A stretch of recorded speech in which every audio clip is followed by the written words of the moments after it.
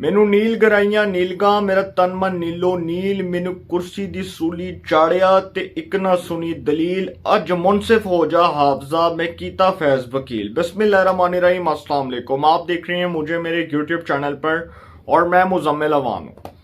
General Faiz Hamid साहब जो इमरान खान साहब की वकालत करते रहे, उनके टेन्योर में वो जी कोर कमांडर बहावलपुर थे, रिटायर खत्म शुद फारग ते खुडे लाइन। मुबारक हो इस कौम को जी कि पॉलिटिकल इंजीनियरिंग का हिस्सा रहने वाले जनरल फैज हमीद साहब ने तहरीरी तौर पर तो इस्तीफा नहीं दिया, लेकिन उन्होंने ऐलान किया कि वो कबल अज वक्त रिटायर हो रहे हैं। उनके इस ऐलान को कबूल किया गया और उनको रिटायर ओ जी खुद ही रिटायर हो गए और ये जो बात है उनकी इसको कबूल कर लिया गया। अब ये जो मौसूफ हैं, अगर इनकी कारस्तानियां और इनके करतूतों पर बात की जाए तो सर ये कौम हैरान रह जाएगी कि ये मौसूफ अपने दौर में, बल्कि आप ये कहें कि इमरान खान साहब के दौर में ये मौसूफ कैसी कैसी कार्रवाइयां डालते रहे। और अगर आप इनकी कहानियां सुनेंगे तो आप कानों को हाथ लगाएंगे। इतनी बड़ी बड़ी कहानियां कि अगर मैं एक कहानी को यहाँ पर बैठकर डिटेल से एक्सप्लेन करने लग गया तो मुझे बहुत टाइम लग जाएगा। अब ये जो मौसूफ हैं जी, इनके बारे में सबसे पहले तो मैं ये खबर बताता चलूं कि ये जनरल फैज हमीद साहब इमरान खान साहब के दौर में DGISI रे, डायरेक्टर जनरल रे, इंटर सर्विस इंटेलिजेंस के ISI के DG रहे। उसके बाद जी मौसूफ साहब जो हैं उनको कोर कमांडर पेशावर भी बनाया गया। इससे पहले वो कोर कमांडर पेशावर और अब कोर कमांडर बहावलपुर, वो बहुत सी खदमात सर अंजाम दी इन मौसूफ साहब ने। और इसके बाद जब DGISI के बाद इनका तबादला हुआ तो फिर ये कोर कमांडर पेशावर बने। उसके बाद जब फिर फौज में तबादले किए गए तो इनको कोर कमांडर बहावलपुर तैनात किया गया। अब ये जो मौसूफ थे ये आर्मी चीफ की दौड़ में शामिल थे। जो मोस्ट सीनियर 6 जर्नैल जिनके नाम वज़ीर आज़म हाउस को अरसाल हुए, उसमें जनरल फैज हमीद साहब का नाम 5वें नंबर के ऊपर था। और इमरान खान साहब ने पूरी प्लानिंग की हुई थी अपने दौर में, पूरी प्लानिंग थी इमरान खान साहब की। अगला 10 साल जो मंसूबा था वो उसका पूरा उन्होंने प्लान बनाया हुआ था कि किसी तरीके जो अगला मेरा 10 साल मंसूबा है उसके मुताबिक मैंने जनरल फैज हमीद साहब को नए आर्मी चीफ बना देना है। उनको पता था कि बाजवा साहब ने मैं जी 3 साल की एक्सटेंशन दी है वो 29 नवंबर 2022 ਨੂੰ खत्म हो रही है। उस तो बाद जनरल फैज हमीद आ जाएगा। बहुत से अरमान थे, वो कहते हैं कि दिल के अरमान आंसुओं में बह गए, हम इस साल भी कल्ले दे कल्ले रह गए। मतलब इमरान खान दे हत्ते कुछ ना आया, वो फारग ते खुडे लाइन। इमरान खान साहब पहले ही फारग थे, मजीद फारग हो गए, इक्तदार गया, वजारत उज़्मा की कुर्सी गई, इज्जत गई, जिल्लत हाथ में आ गई। जो गालियां दी उन्होंने फौज को, उसके नताइज आपके सामने आ गए। तो सर ये जो मौसूफ है ना फैज हमीद साहब, इनका चैप्टर खुल चुका है, किताब का वो चैप्टर खुल चुका है जिसमें फैज हमीद साहब के हवाले से बड़ी डिटेल डिस्कशन करने जा रहा हूँ। ये जो मौसूफ हैं जी, इन्होंने नून लीग के मुत्तहिद सीनियर रहनुमाओं के खिलाफ मुकदमात बनवाए।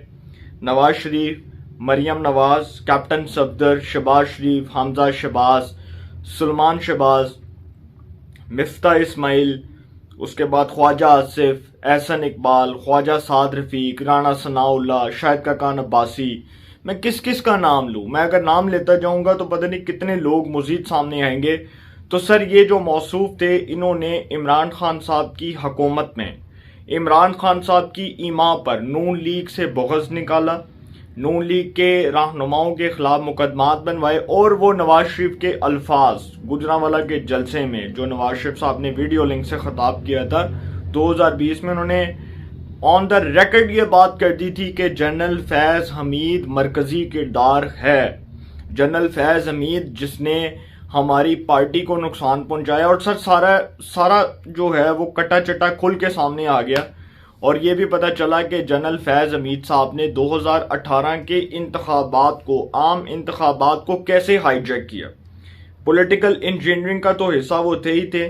उन्होंने RTS सिस्टम को कैसे बिठाया, उन्होंने 2018 के नताइज को कैसे तब्दील किया। इमरान खान साहब को इस कौम पर मुसल्लत करने में उनका एक बड़ा रोल है, उनका एक बड़ा किरदार है। और जो लान तान होती रही उसके बाद इमरान खान साहब को लाने वाले जो थे वो सबको पता कौन थे, लेकिन उसमें जनरल फैज साहब की बड़ी इन्वेस्टमेंट थी।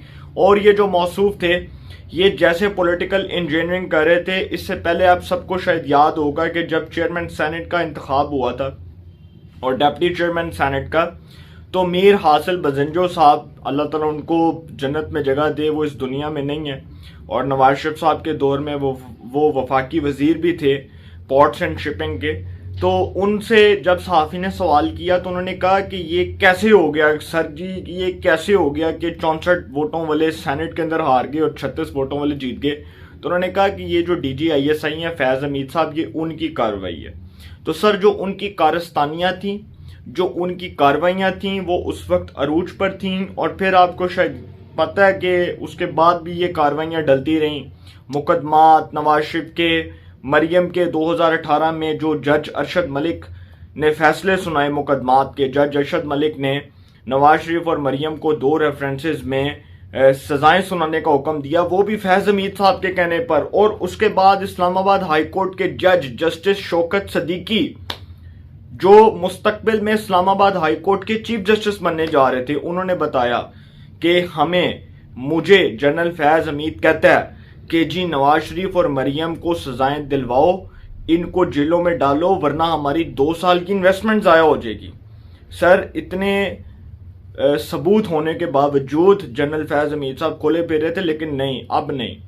अब फौजी क़यादत, जो नई फौजी क़यादत आई है, आसिम मुनीर साहब, इनसे क्या प्रॉब्लम था जनरल फैज़ को, इसके ऊपर तो मैं बाद में बात करूंगा। नवाज शरीफ साहब ने फैज़ हमीद का रास्ता कैसे रोका, इसके ऊपर भी बाद में बात करूंगा। लेकिन ये बताता जाऊं कि फैज़ हमीद साहब के बारे में सिर्फ इतना ही कहूंगा कि अरूज को जवाल है, जब अरूज था अब जवाल आ चुका है। नवाज शरीफ साहब ने जी फैज़ हमीद का रास्ता कैसे रोका।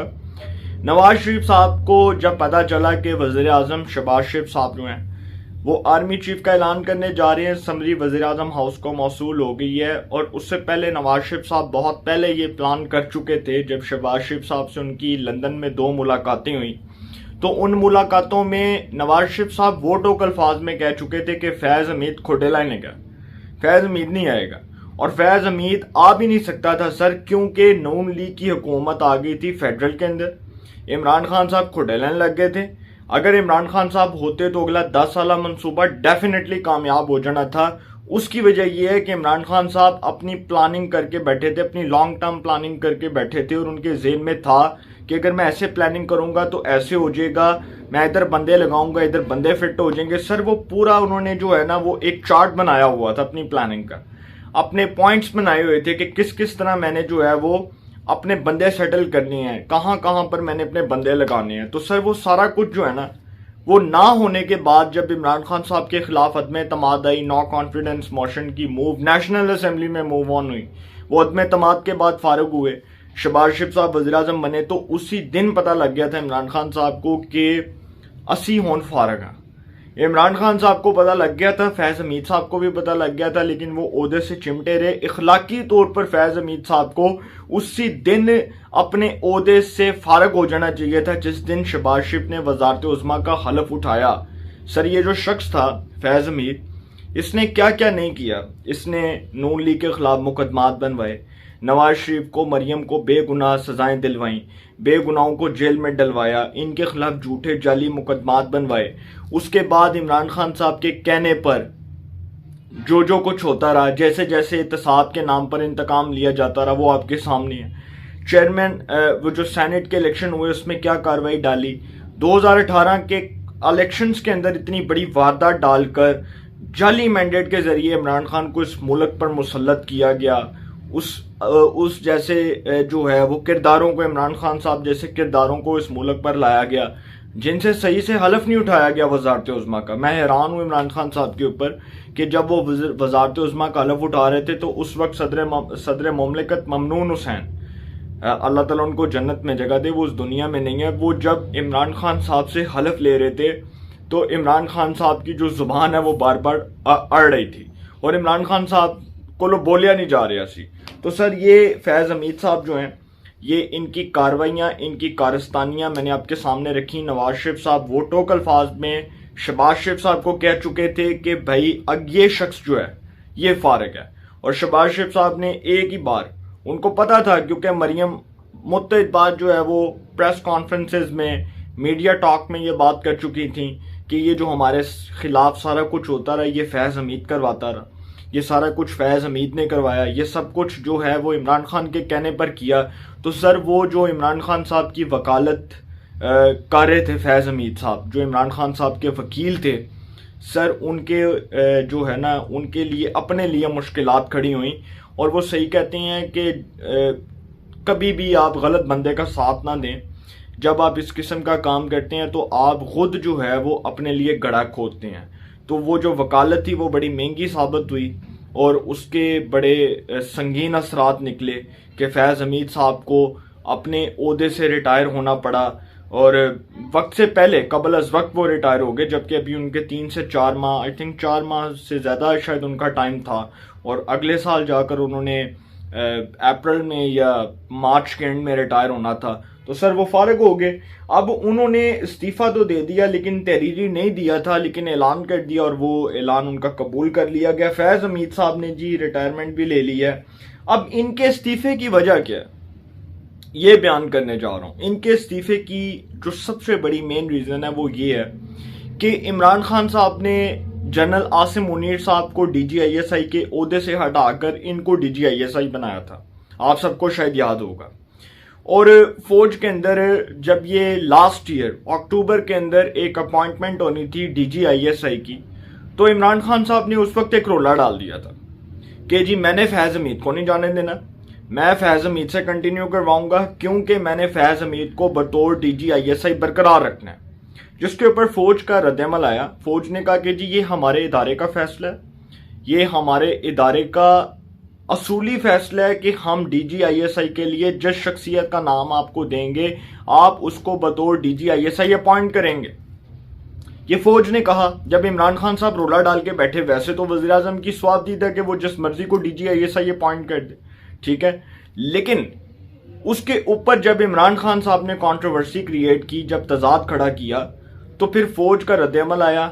फिर इमरान खान साहब ने इस तरह की बोंगियां मारी टीवी पर आकर, क्योंकि वो बेख्तियार वज़ीर आज़म थे, इख्तियार तो उनके पास कोई था ही नहीं। और खुद उन्होंने मीडिया पर आकर इस बात का एतराफ़ किया कि मैं तो बेख्तियार वज़ीर आज़म था, मेरे पास तो इख्तियार ही कोई नहीं था। तो सर फिर इमरान खान साहब ने ये शोशा छोड़ा कि मेरे पास 3 नाम आए हैं और मेरे पास 4 से 5 नाम आए हैं और मैंने 4 से 5 शख्सियात के इंटरव्यू किए और मैंने नदीम अंजुम को बतौर DGISI अपॉइंट कर दिया। यही फौज का फैसला था। लेकिन सर ये बताना वो भूल गए इमरान खान साहब कि ये फैसला उनका फैसला नहीं था, ये फैसला डंडे वालों का फैसला था कि आपने इसको DGISI अपॉइंट करना है। फिर जब वो DGISI बने, ये मौसूफ फैज़ हमीद पॉलिटिकल इंजीनियर, ये पॉलिटिकल इंजीनियर कहा जाए तो ज़्यादा बेहतर है, ये मौसूफ जो हैं जी कोर कमांडर पेशावर बने। उसके बाद कोर कमांडर पेशावर बनने के बाद इमरान खान साहब ने सोचा कि जी चलो कोई दाल गल जाएगी, कोई गल नहीं, फिर अगली बारी जड़ा है बना देंगे, आर्मी चीफ बना देंगे, कोई गल नहीं, कोर कमांडर बन गए ने। फिर जब अदम एतमाद आई, इमरान खान साहब फारग और मौसूफ जो हैं फैज़ हमीद साहब वो भी फारग, क्योंकि इमरान खान साहब के आसरे पर ही थे ना वो। उनकी तो अपनी कोई क्रेडिबिलिटी नहीं थी, ना उनकी क्रेडिबिलिटी थी ना इमरान खान साहब की, क्योंकि दोनों एक दूसरे पर जो है वो इन्हिसार करके बैठे हुए थे। इमरान खान साहब अपने बड़ों पर इन्हिसार करके बैठे थे, फैज़ हमीद साहब जो है वो जी इमरान खान साहब पर इन्हिसार करके बैठे हुए थे कि जी मुझे कुछ मिल जाएगा या मेरी दाल गल जाएगी।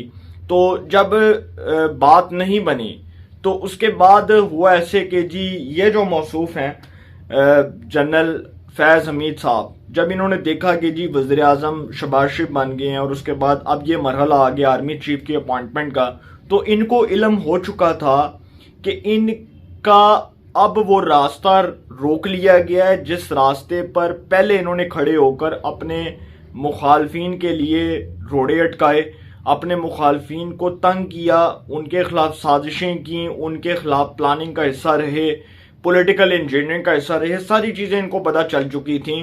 तो फिर वज़ीर आज़म साहब ने जनरल आसिम मुनीर साहब को बना दिया, आर्मी चीफ बना दिया, आर्मी चीफ मुकर्रर कर दिया और ये जो मौसूफ हैं ये फारिग हो गए और जनरल साहिर शमशाद मिर्ज़ा को chairman joint chief of staff मुकर्रर कर दिया।